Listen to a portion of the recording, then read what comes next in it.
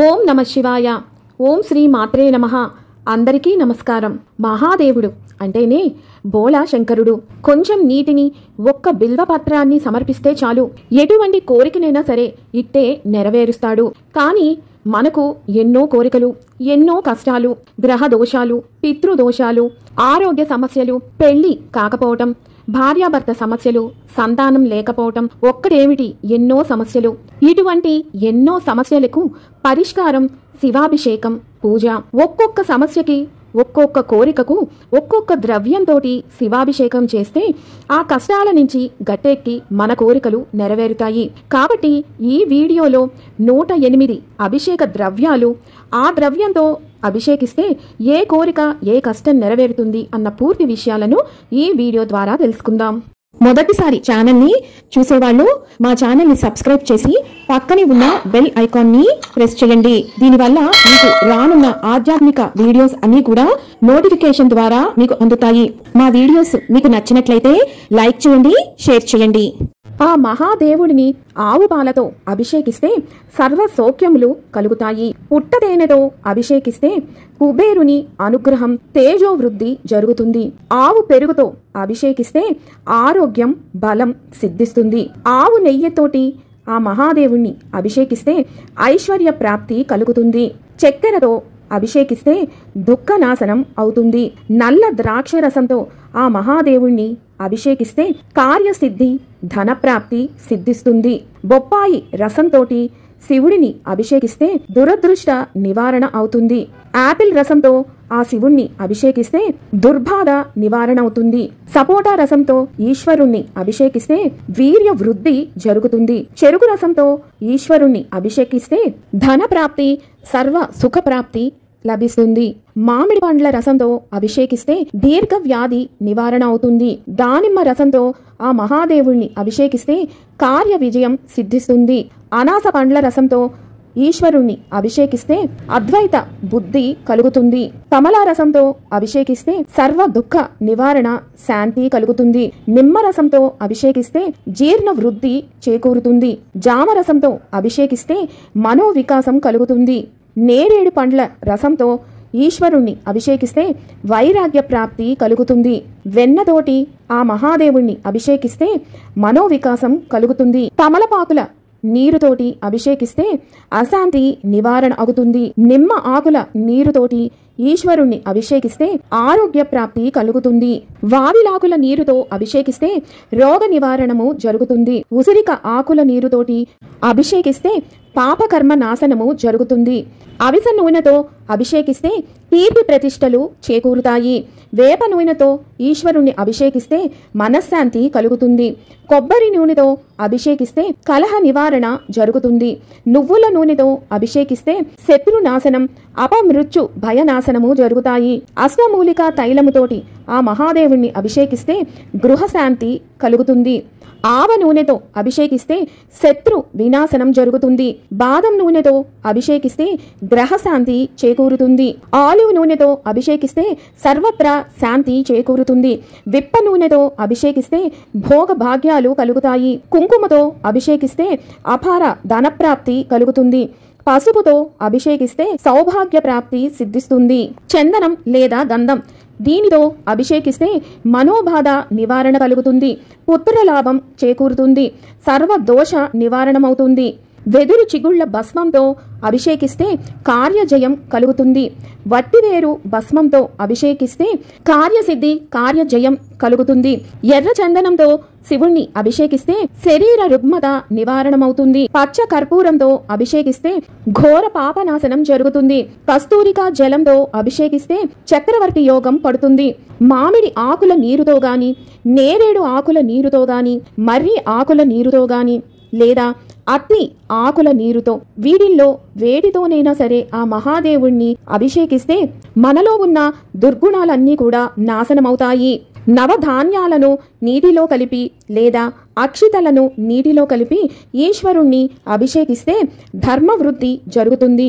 అటుకులు కలిపినటువంటి నీరుతో అయినా, వరి పేలాలు కలిపినటువంటి నీటితోనైనా శివుణ్ణి అభిషేకిస్తే విఘ్న నివారణము జరుగుతుంది. అన్నముతో ఆ మహాదేవుణ్ణి అభిషేకిస్తే ఆయుర్వృద్ధి, మోక్ష ప్రాప్తి కలుగుతుంది. రాగి పిండి నీరుతోటి ఈశ్వరుణ్ణి అభిషేకిస్తే శ్రమ నివారణము జరుగుతుంది. తెల్ల ఆవాల నీటితో అభిషేకిస్తే అనంత ప్రాప్తి సిద్ధిస్తుంది. గోధుమ పిండి నీరుతో అభిషేకిస్తే సూర్యానుగ్రహం కలుగుతుంది. అదే బియ్యపు పిండి నీటితో అభిషేకిస్తే చంద్రానుగ్రహం కలుగుతుంది. కంది పిండితో అభిషేకిస్తే కుజ అనుగ్రహం సిద్ధిస్తుంది. పెసర పిండితో అభిషేకిస్తే బుధ అనుగ్రహం కలుగుతుంది. శనగపిండితో అభిషేకిస్తే గురు అనుగ్రహం కలుగుతుంది. అలసంద పిండితో అభిషేకిస్తే శుక్ర అనుగ్రహం సిద్ధిస్తుంది. మినపపిండితో అభిషేకిస్తే రాహు అనుగ్రహం కలుగుతుంది. ఉలవ పిండితో అభిషేకిస్తే కేతు అనుగ్రహం కలుగుతుంది. డ్రై ఫ్రూట్స్ అంటే బాదం, దోసగింజలు, ఎండు ద్రాక్ష, సారపప్పు, అక్రోటు, అంజీర ఇలాంటి వాటితో అభిషేకిస్తే జ్ఞాన ప్రాప్తి సిద్ధిస్తుంది. ఖర్జూరంతో అభిషేకిస్తే శత్రుహాని నివారణ అవుతుంది. నవరత్నములతో అభిషేకిస్తే అంటే ముత్యం, పగడం, నీలం, పుష్యరాగం, గోమేధికం, పచ్చ, కెంపు, వైడూర్యం, వజ్రం వీటితో అభిషేకం చెయ్యటం వల్ల సువర్ణ, ధన, కనక, వస్తు, వాహన ప్రాప్తి సిద్ధిస్తుంది. జాజికాయ పొడి నీటిలో కలిపి అభిషేకిస్తే పాపక్షయము అవుతుంది. జాపత్రి పొడిని నీటిలో కలిపి అభిషేకిస్తే సర్వ ఆశీర్వాద ఫలము దక్కుతుంది. ఆ మహాదేవుణ్ణి కరక్కాయ పొడితో గాని, ఉసిరిక పప్పు పొడితో గాని, సొంటి పొడితో గాని, జాటామాంసి పొడితో గాని అభిషేకిస్తే దుష్టపీడ నివారణము జరుగుతుంది. ఆ మహాదేవుణ్ణి లవంగ పొడి నీటితోటి అభిషేకిస్తే చిత్తశుద్ధి చేకూరుతుంది. కుంకుమ పువ్వు పొడితో అభిషేకిస్తే సంతృప్తి కలుగుతుంది. యాలకుల పొడితో అభిషేకిస్తే వివేక ప్రాప్తి సిద్ధిస్తుంది. ఈశ్వరుణ్ణి సంపంగి పువ్వులతో గాని, మల్ల పువ్వులతో గాని, తెల్ల గన్నేరు పుష్పములతో గాని, నందివర్ధనం పుష్పాలతో గాని, విరజాజి పుష్పాలతో గాని, తామర పుష్పాలతో గాని, మందార పుష్పములతో గాని, మోదుగ పువ్వులతో గాని, రెల్లు పువ్వులతో గాని, కాగడాల పువ్వులతో గాని, విప్ప పువ్వులతో గాని అభిషేకిస్తే సిరి సంపదలు ప్రాప్తిస్తాయి. ఆ మహాదేవుడిని గులాబీ పూలతో గాని, తుమ్మి పూలతో గాని అభిషేకిస్తే భోగ భాగ్యాలు ప్రాప్తిస్తాయి. ఎర్ర గన్నేరు పువ్వులతో అభిషేకిస్తే శత్రు సంహారం జరుగుతుంది. చామంతి పువ్వులతో గాని, కనకాంబరం పువ్వులతో గాని అభిషేకిస్తే సుగుణ సంపత్తి ప్రాప్తిస్తుంది. అవిస పువ్వులతో అభిషేకిస్తే కీర్తి ప్రతిష్టలు చేకూరుతాయి. కలువ పువ్వులతో అభిషేకిస్తే బల పరాక్రమములు పెరుగుతాయి. కొబ్బరికాయలతో అభిషేకిస్తే సర్వ సంపద వృద్ధి చేకూరుతుంది. నారికేళోదకం అంటే కొబ్బరి నీటితో అభిషేకిస్తే సర్వ అరిష్టాల నుంచి నివారణ జరిగి సర్వ సంపదలు ప్రాప్తమవుతాయి. రుద్రాక్షోదకము అంటే రుద్రాక్షలు నీటిలో కలిపి అభిషేకిస్తే ఐశ్వర్య ప్రాప్తి చేకూరుతుంది. బంగారపు నీటితో అభిషేకిస్తే ధన ప్రాప్తి, దరిద్ర నాశనము జరుగుతాయి. ఇదే విధంగా రాగి నాణాలను నీటిలో వేసి అభిషేకించిన, వెండి నాణాల నీటితో అభిషేకించిన ధనప్రాప్తి, దరిద్ర నాశనం చేకూరుతుంది. బిల్వ పత్రోదకం బిల్వపత్రాలను నీటిలో వేసి అభిషేకిస్తే దీర్ఘాయుష్షు కలుగుతుంది. విభూతితో అభిషేకిస్తే శివానుగ్రహం, పుణ్యం, ఐశ్వర్య ప్రాప్తి కలుగుతుంది. సముద్ర జలంతో అభిషేకిస్తే పాపకర్మ నివారణమవుతుంది. నదీ జలంతో అభిషేకిస్తే పుణ్య ప్రాప్తి చేకూరుతుంది. సెంటుతో అభిషేకిస్తే భోగ ప్రాప్తి చేకూరుతుంది. నల్ల గులాబీ పువ్వులతో అభిషేకిస్తే దేవీ కటాక్షం చేకూరుతుంది. గరికతో అభిషేకిస్తే వైరాగ్య ప్రాప్తి మనకి కలుగుతుంది. గోమూత్రంతో అభిషేకిస్తే శారీరక, మానసిక రోగ నివారణ జరుగుతుంది. అరటి పండ్ల రసంతో అభిషేకిస్తే మనశ్శాంతి కలుగుతుంది. నాగమల్లె పువ్వులతో అభిషేకిస్తే సర్పదోష నివారణము జరుగుతుంది. అలాగే సుబ్రహ్మణ్యేశ్వర స్వామి అనుగ్రహం కూడా చేకూరుతుంది. తెల్ల జిల్లేడు పుష్పములతో అభిషేకిస్తే శౌర్యము, సిరి సంపదలు కలుగుతాయి.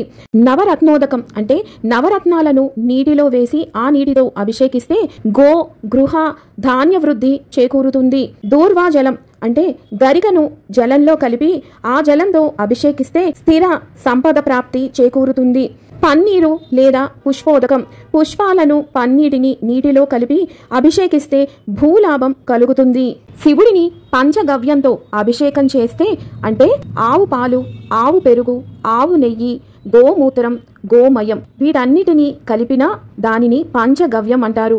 ఈ పంచగవ్యంతో అభిషేకం చేసిన లేదా విడివిడిగా అభిషేకం చేసిన 1,000,000 రెట్లు శివునికి అభిషేకం చేసిన ఫలితం మనకి దక్కుతుంది.